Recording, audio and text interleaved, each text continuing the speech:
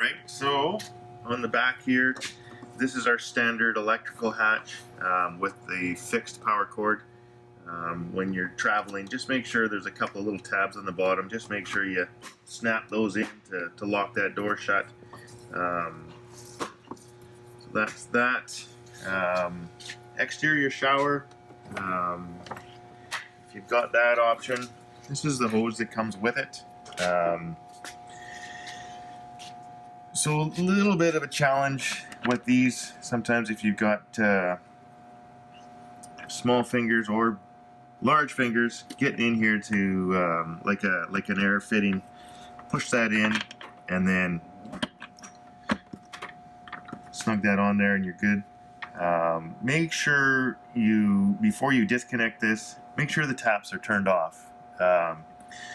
What can happen fairly easily is if I open the taps up right now, we'll pressurize the back side of this little valve here, and then it's really hard to push this hose on there. So if that's happened, you can't get this pushed on, shut the water off to the trailer, go inside, open your faucet, bleed all the pressure off, and then try it again. And if it's been sitting for too long, sometimes that valve gets sticky, and the manufacturer for this will recommend use a screwdriver, like a square head screwdriver or a Phillips. Just put it in there and just give it a couple of pops. Again, make sure the pressure is off inside the trailer, just to break that little valve in there loose. But it really should be that easy to push on.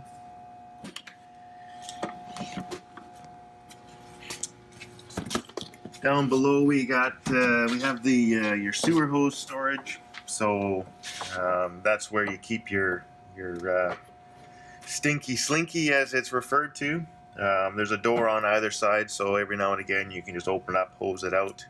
Lots of people will keep, short hoses on the other side or long one here, whichever.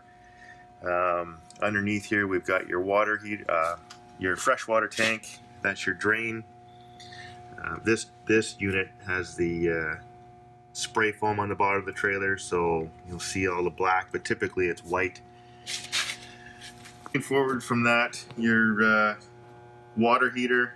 It's a 6-gallon. We use the same water heater on all of the trailers. The standard is a propane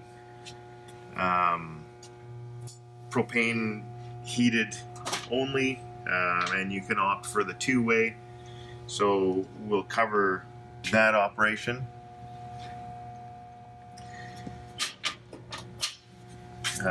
City water hookup. Always use a pressure regulator before you. Sometimes you've already got low pressure and you'll just get water dribbling out of the sink. Then you don't need the regulator, but you never know what pressure you're attaching to. So for that, and then this is to fill your fresh tank. So this is your lower fridge vent.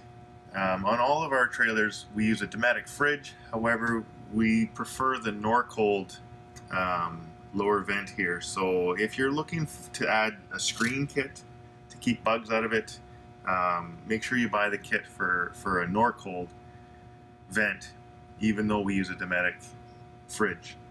We like the Norcold vent a little bit better.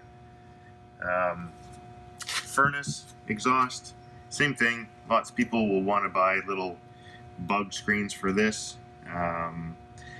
If you don't have it and maybe your furnace is acting up, make sure something hasn't gone in there and made a nest or a web or something in there. So keep this clean. Okay, so getting down to the dirty business. Your termination valve here. It is pretty simple. Large valve. That's strictly from your black tank, and your gray tank has a gray valve, so it's easy to remember which one.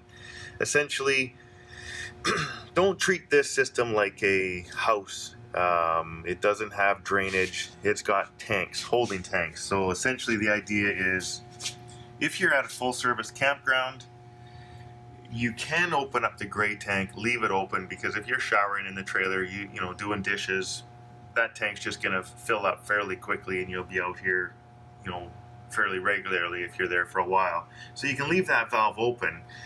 Just make sure you keep your black tank valve closed. Let that tank build up, half, 3/4, and then when you open that up, you get a good flush out of there.